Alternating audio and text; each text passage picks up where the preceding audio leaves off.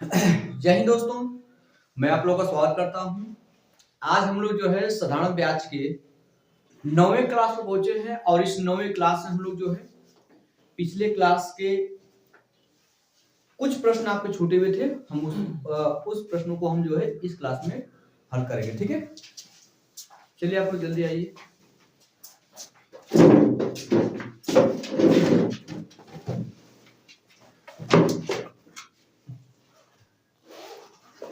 चलिए, ठंडी का मौसम चल रहा है, इसको लगता है खाना बनाने में आप लोग को लेट हो जा रहा है ना। उनकी भी कुछ जिम्मेदारियां, घर से खाना बना। चलिए, कोई दिक्कत नहीं, थोड़ा प्रयास करें सुबह उठने का, और भी क्योंकि पढ़ाई भी जरूरी है और सुबह आपकी अगर जिम्मेदारी है खाना बनाने की तो उसको भी जरूरी है।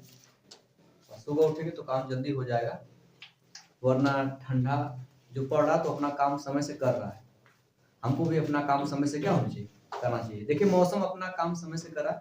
हाँ, वो थोड़ा बहुत परिवर्तन हो रहा मौसम में, तो जो वातावरण में बदलाव हो रहा है इस वजह से, या जो जलवायु परिवर्तन हो रहा है इसलिए मौसम में चेंजिंग हो रहा है। ठीक है, तो नहीं तो अपना जो समय से देखिए हर काम समय से होता है। बैठिए जल्दी से आप लोग। चलिए हम लोग स्टार्ट करते हैं। तो कल क्लास में कुछ प्रश्न छूट गए थे और उसको हम लोग आज पूरा करेंगे।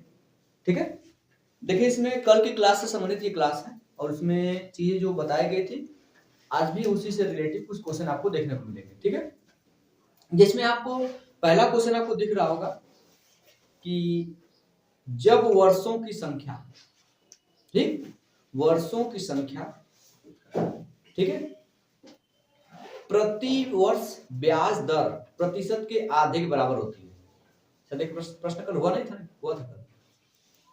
जब वर्षों की संख्या प्रति वर्ष ब्याज दर प्रतिशत के आधे के बराबर होती है, मतलब जो टाइम है, क्या बेटा आपका जो टाइम है वो प्रतिशत दर आर के क्या आधे के क्या होती है, आधे के बराबर होती है। ठीक है, बराबर होती है। तो किसी राशि पर साधारण ब्याज, किसी राशि पर साधारण ब्याज, ठीक है, किसी राशि पर साधारण ब्याज राशि का 1/8वां हिस्सा होता है। जो साधारण ब्याज है वो राशि का 1/8वां हिस्सा होता है।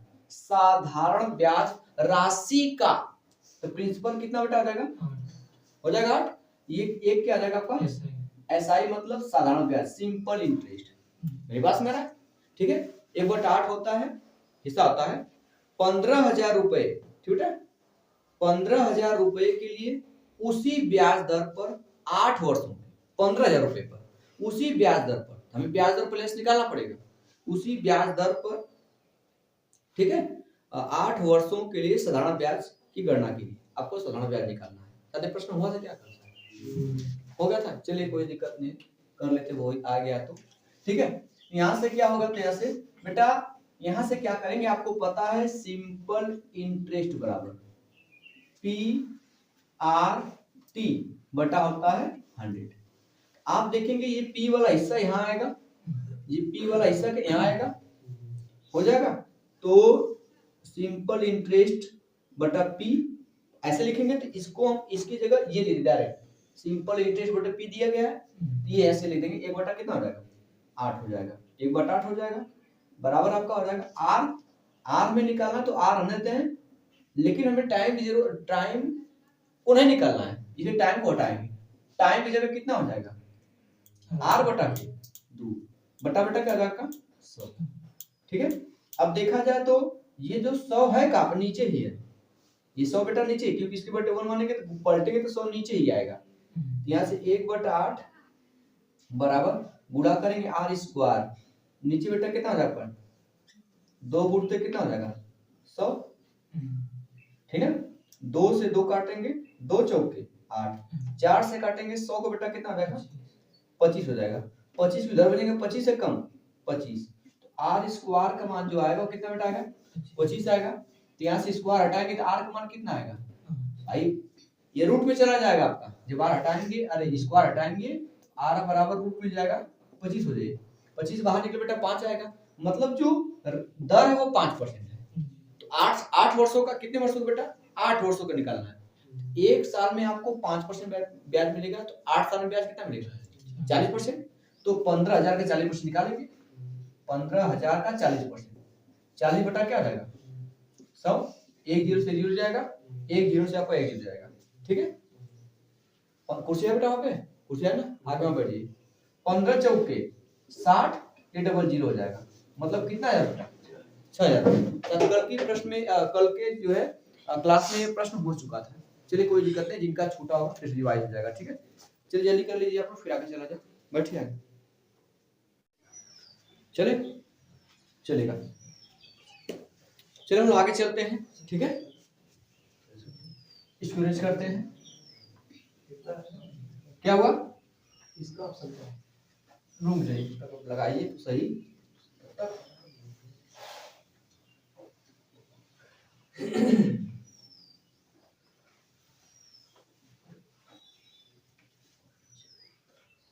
चलेगा।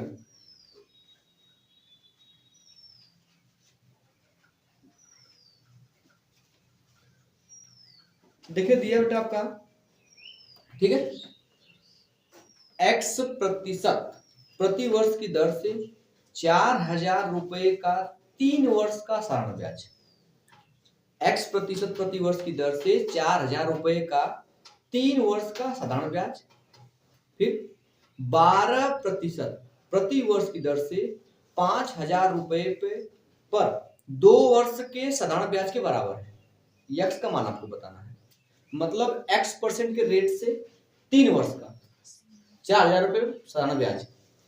तो 4,000 रुपए पे जो है साधारण ब्याज 3% रेट, सॉरी x% रेट से 3 वर्ष का, 1 साल का x%, 3 साल का 3x% हो जाएगा, तो साधारण ब्याज 3x%।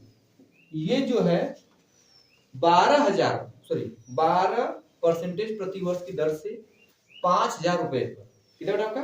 5,000 रुपए पे 2 वर्ष के साधारण ब्याज के बराबर है। ये बराबर किसके हैं? 5,000 रुपए पे 2 वर्ष के लिए 12% से, 1 साल का 12%, 2 साल का कितना आएगा? 24%। इसका 24% बराबर है। ये बेटा दोनों तरफ बराबर चिन्ह, बीच में बराबर चिन्ह लगा है, ये परसेंटेज से परसेंटेज जाएगा, ये 3 जाने वाला नीचे, तो ले जाने के बजाय आप काट दीजिए, 3 8 24। ये आपका 000 देखेगा, 3 0 कट जाएगा, बच गया 4। इधर x का मान निकालना है, ये 4 जाएगा नीचे, ले जाने के बजाय काट दीजिए, 4 गुना के 8, 5 गुना के 10, x बचा इधर, उधर 10% हो जाएगा। सॉरी x का मान 10%, परसेंटेज पूछा ना, x का मान 10% हो जाएगा आपका, क्योंकि x रेट दिया गया था। ठीक है, चलिए इसको नोट करें, फिर आगे हम लोग चलते हैं। ठीक है, चला जाएगा बेटा, चलेगा, हम लोग आगे चलते हैं। ठीक है, चलेगा।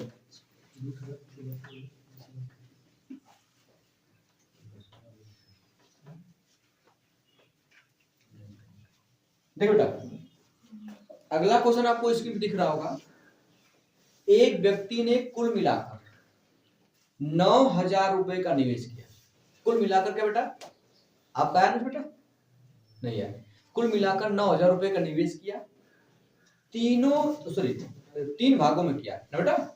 एक व्यक्ति ने कुल मिलाकर 9,000 रुपए का निवेश 3 भागों में 3%, 4% और 6% वार्षिक ब्याज की दर पर किया। मतलब पहला भाग 3% पे, दूसरा भाग बेटा 4% पे, तीसरा भाग क्या होगा? 6% वार्षिक ब्याज पर निवेश किया। वर्ष अंत में या वर्ष के अंत में उसे तीनों के ब्याज के रूप में बराबर रकम प्राप्त हुई। तीनों से क्या हुई? तीनों से ब्याज प्राप्त, मतलब समान ब्याज प्राप्त हो रहा, तीनों राशि से ब्याज समान मिल रहा है। उसने 6% वार्षिक ब्याज दर पर कितनी धनराशि का निवेश किया? अच्छा, आपको ध्यान देना पड़ेगा, यहाँ पे सिंपल इंटरेस्ट बड़ा होता है। ठीक है, आपको पता है PR परसेंटेज और क्या होता है? टाइम होता है, ये तो होता है। एक चीज में सेम का, सेम क्या क्या? तीनों से सिंपल इंटरेस्ट हमें क्या मिल रहा है? तीनों से साधारण ब्याज हमें सेम मिल रहा है, तो जो सेम उसको हटाइए। और क्या सेम है? वर्ष के अंत में, तो मतलब तीनों राशियां सेम समय के लिए लगाई गई। वर्ष के अंत में टाइम ही क्या है, सेम। ठीक है, इसका मतलब अब इसमें से पी का अनुपात निकालने के लिए हमें आर का अनुपात यूज चाहिए। आर का अनुपात जो भी होगा उसका उल्टा किसका अनुपात होगा, पी का अनुपात होगा, क्योंकि ये दोनों हट गए।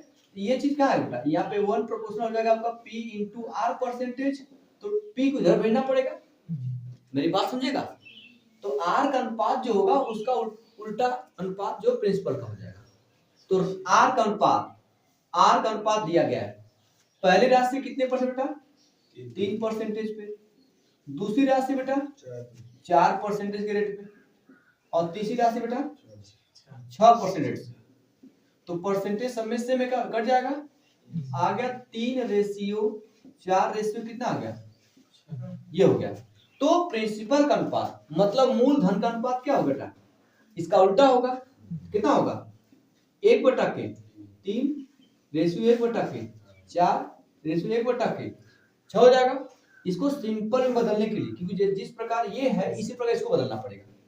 देखिए 6 4 3 का लसा क्या होता है, इसमें 12 से क्या कर देंगे, 12 से गुणा करेंगे, तो 12 जब यहाँ पे आएगा तो 3 से 12 काटे कितना होगा 4 रेशियो, जब 12 यहाँ पे आएगा तो 4 से काटे कितना आ जाएगा 3, जब यहाँ पे 12 आएगा 6 दूना के 12, ये प्रिंसिपल का अनुपात है।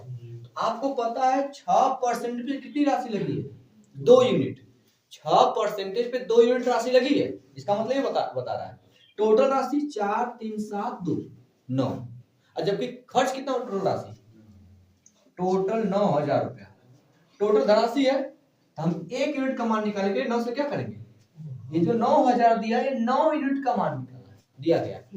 कितने यूनिट का मान निकालना आपको, 2 यूनिट का, 2 से क्या कर देंगे गुणा कर देंगे, ये 9 1 कम 9 9 से कटेगा 1,000 होगा, 1,000 गुणा करें 2 में क्या हो जाएगा 2,000, मतलब जो 6% में उस पर कितनी राशि लगाई गई थी 2,000 रुपए।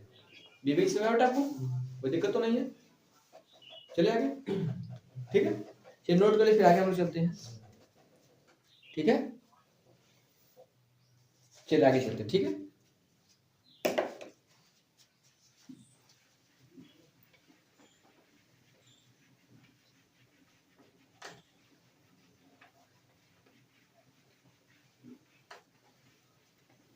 आगे चलते हैं हम लोग। अगला प्रश्न आपको स्क्रीन पे दिख रहा होगा, 44,000 रुपए की राशि को 3 भागों में इस प्रकार विभाजित किया जाता है कि 2 वर्ष 3 वर्ष और 6 वर्ष के बाद अर्जित ब्याज समान हो सकता है। अर्जित ब्याज क्या हो रहा है, समान हो रहा है। फिर कह रहा है कि यदि साधारण ब्याज की दर 6% प्रति वर्ष, 8% प्रति वर्ष और 6% प्रति वर्ष है, तो उधार दी गई राशि का सबसे छोटा भाग क्या है। तो टोटल धनराशि 44,000 रुपए है, इसको 3 पार्ट में लगाया जाता है। ठीक है, अब तीनों से ब्याज क्या मिला बेटा, सेम मिला। तो सिंपल इंटरेस्ट बराबर आपका होता है पी आर प्रतिशत टाइम होता है बेटा।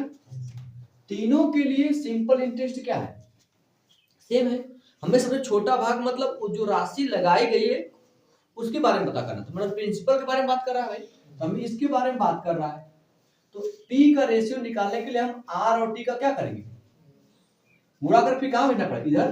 तो P जो मतलब 20 का अनुपात हो जाएगा 1 बटा क्या हो जाएगा R प्रतिशत क्या हो जाएगा टाइम हो जाएगा। मेरी बात समझेगा ना बेटा, तो मतलब जो प्रिंसिपल का अनुपात होगा वो R गुणे क्या होगा टाइम होगा, समझा ना। ये R का अनुपात और टाइम का अनुपात गुणा कर देंगे तो उसका उल्टा करेंगे तो प्रिंसिपल का अनुपात मिलेगा, मतलब मूलधन का अनुपात मिलेगा। ठीक है, तो इसलिए P का अनुपात निकालने के लिए निकालेंगे पहली राशि कितना परसेंटेज बेटा, 6% पे। पहली राशि का समय कितना दिया गया, देखिए पहली राशि का समय 2 वर्ष, तो 6 कितना हो जाएगा 12% हो गया बेटा आपका रेशियो। फिर दूसरी राशि आई है, दूसरी राशि जो है 8% रेट पर लगाई गई, कितने साल के लिए 3 वर्ष के लिए, 8 तक के 24, ये बटा 24% हो जाएगा। अब आगे चलते हैं, तीसरी राशि 6% के रेट पर कितने साल के लिए 6 साल के लिए, तो रेशियो कितना है, 1 बटा कितना रहेगा 36%। सब में परसेंटेज परसेंटेज क्या रहेगा, करेक्ट आपका, ठीक है। अभी कुछ और किसी कटे बढ़ाइए, किसे कटेगा, 12 से काटे तो 12 काटेंगे तो ठीक है, या सब में 12 से गुणा करते काटे चाहे 12 से गुणा करे, बात वही बेटा होगा। सब में 12 से क्या कर दीजिए गुणा, 12 से गुणा करने 1/1 हो जाएगा रेशियो, इसमें 12 गुणा करें 1/2 हो जाएगा रेशियो, इसमें 12 गुणा करें 1/3 हो जाएगा। आई सब में 12 से गुणा कर दीजिए, यहाँ 12 आएगा तो 12 से 12 कट जाएगा, यहाँ 12 आएगा तो 12 गुणा 24 2 हो जाएगा, यहाँ 12 आएगा तो 12 3 36 3 हो जाएगा। अब इसको सिंपल बदल लीजिए, 3 2 का लसक कितना होता है 6, आप इसमें 6 से क्या करते हैं पूरा, यहाँ 6 आएगा 6 कम 6 हो जाएगा, यहाँ जब 6 आएगा तो 2 से काटेंगे 6 कितना जाएगा 3 हो जाएगा, जब यहाँ 6 आएगा तो 3 से काटेंगे कितना जाएगा 2 आएगा। तो टोटल धनराशि देखिए प्रिंसिपल कौन पात मिला 6 3 9 2 11, टोटल धनराशि 44,000 रुपया दिया है बेटा, 44,000 रुपया ये टोटल धनराशि दिया गया यहाँ पे 6 3 9 2 ये 11 का मान दिया गया। निकालना कितने का मान, तो छोटा मान कितना लगा गया 2 यूनिट, 2 से क्या कर देंगे आप गुणा कर देंगे, 11 काटे 11 कम 11 11 44 4000 हो जाएगा, गुणा करेंगे 8000 हो जाएगा, समझा भाई, ठीक है आए सर जी, चलिए ठीक है हो गया बेटा,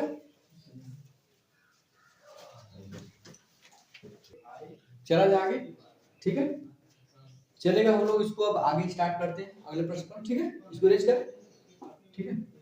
अगर समझ नहीं आता तो एक बार जरूर कमेंट किया करिए आप लोग, चलेगा हम लोग आगे देखते हैं, ठीक है चलेगा। अगला प्रश्न ध्यान दीजिए, आपका दिया गया है, एक व्यक्ति ने, ठीक है एक व्यक्ति ने 17,200 रुपए की धनराशि को 3 भागों में विभाजित किया। एक व्यक्ति 17,200 रुपए को 3 भागों में विभाजित कर उसे 5%, 6% और 9% वार्षिक साधारण ब्याज की दर पर निवेश किया, ठीक है। 2 वर्षों की समाप्ति पर उसे सभी तीनों स्थितियों में एक समान ब्याज प्राप्त हुआ, एक समान क्या हुआ ब्याज प्राप्त हुआ, करा फिर 9% ब्याज पर निवेश की गई धनराशि आपको बताना, सेम इसी टाइप का क्वेश्चन है, ठीक है देखिएगा। तो जो आपका दिया गया है आपको पता है कि सिंपल इंटरेस्ट बराबर होता है PR% और टाइम होता है। सबसे बड़ी बात इसमें कहा जा रहा है कि तीनों से जो भी लास्ट में ब्याज मिला ब्याज से में, तो ब्याज को हटा दीजिए सिंपल इंटरेस्ट को। इसके बाद 2 वर्ष के अंत में यहाँ पे टाइम भी सेम दिया गया, इसका मतलब कि P और R एक ही तरफ मिल गए, इसका मतलब P और R का अनुपात जो होगा वो व्युत्क्रम होगा, उल्टा होगा। इसमें आपका दिया गया परसेंटेज दिया गया है, रेट दिया गया है, रेट मतलब R का मान दिया गया है। पहले धनराशि जो है 5% रेट पर दिया गया है, दूसरी धनराशि आपको लगाई बेटा 6% रेट से, ठीक है दूसरी धनराशि आपको 6% रेट से लगाई है, और तीसरी राशि जो है आपको कितना परसेंटेज पर 9% रेट पर लगाई गई है। तो रेट जो परसेंटेज से परसेंटेज चला जाएगा, तो ये 5:6:9 ये R का अनुपात आ गया। तो आपको पता कि R का अनुपात मिल गया तो प्रिंसिपल का उल्टा होगा या प्रिंसिपल रेट का उल्टा होगा। तो प्रिंसिपल का अनुपात जो होगा मतलब मूलधन का जो अनुपात होगा वो 1/5 होगा, रेशियो 1/6 होगा, रेशियो 1 कितना होगा 9 होगा। हम क्या करेंगे इन सब का लसन निकालेंगे, ऐसा कौन सा नंबर है जो 5 से भी कटे 6 से भी कटे 9 से कटे। सबसे बड़ा नंबर 9 है, तो 9 लेंगे तो देखिए 5 से कटने का मतलब या तो 0 या तो लास्ट में 0 होना चाहिए, लास्ट में क्या है 5, तभी तो 5 से कटेगा। लेकिन लास्ट में देखेंगे 6 से कटना चाहिए नंबर, 9 से भी कटना चाहिए, ठीक है। तो नंबर आपका होगा 90, क्योंकि भाई 9 तक 45 तक, क्योंकि 90 आएगा लास्ट में 5 9 वाले में, क्योंकि बीच में अगर 9 का पहाड़ा पड़ रहा है तो 9 में कहीं भी 0 नहीं मिलने वाला, लास्ट में जाके मिलता है 90, इसीलिए हम इसको 90 लिए। और 90 देखिए सबसे कटेगा, ये हो जाएगा 90, 90 जब गुणा करेंगे तो 5 से काटेंगे तो होता है 18×5 = 90, इसलिए 18 यहाँ पे हो जाएगा। जब यहाँ पे 90 आएगा तो 6 से काटेंगे तो कितना आएगा बेटा, 15×6 = 90, तो 15 हो जाएगा। फिर जब यहाँ पे 90 आएगा तो 9 काटेंगे 10 आएगा, 9×9 = 90। ये आपका रेशियो मिल गया, प्रिंसिपल का अनुपात मिल गया। आपसे कहा टोटल धनराशि जो लगाई गई थी वो 17,200 रुपए लगाई गई थी, टोटल धनराशि लगाई गई थी। तो कितने के यूनिट का मान दिया गया, इन सब का योगफल जोड़ेंगे, ठीक है। 18 और 15 हो जाएगा आपका 33, 33 और कितना 43, ये 43 यूनिट का मान दिया गया है, ठीक है। अब इसके बाद 13 यूनिट का मान दिया गया है, आपसे कितने यूनिट का मान पूछ रहा है, 9% राशि लगाई गई, तो 9% राशि 10 लगाई गई है, इसका मतलब 10 यूनिट का हमें मान निकालना है, 10 से गुणा कर दीजिए। अब देखिएगा 43 लगभग लगता है कि हमको 4 बार में कटेगा 43 से। देखिए अगर 43 में 4 गुणा करते हैं, 4 तिया 12, 4 चौके 16 17, देखिए आ रही 4 बार में, तो ये 43 से 4 बार में जाएगा, कितना बार में जाएगा, 400 हो जाएगा, डबल जीरो। अब 400 गुणा करेंगे हम लोग इसमें किसमें, 10 में, तो हो जाएगा 4000, कितना बटा हो जाएगा, 4000 हो जाएगा, ठीक है। मेरी बात सुनाई, ये रहा आपका, ठीक है। तो दोस्तों नोट करें, फिर आगे चलते हैं, ठीक है। हो गया दोस्तों, चलेगा। तो दोस्तों चलते हैं। अब देखिए हो सकता है अगर कुछ टाइप के क्वेश्चन बचे हुए मिलेंगे तो उसको कल की क्लास में हल करेंगे, कल क्लास में। अगर मान लीजिए क्वेश्चन अगर नहीं मिलते, हमें लगता है लगभग समाप्त हो चुका होगा, कुछ क्वेश्चन बचे होंगे तो देखा जाएगा, या तो अब जो है नेक्स्ट चैप्टर मतलब चक्रवृद्धि ब्याज अर्थात कंपाउंड इंटरेस्ट हम लोग शुरू करेंगे, ठीक दोस्तों। चलेगा दोस्तों, आज के लिए इतना है, जय हिंद।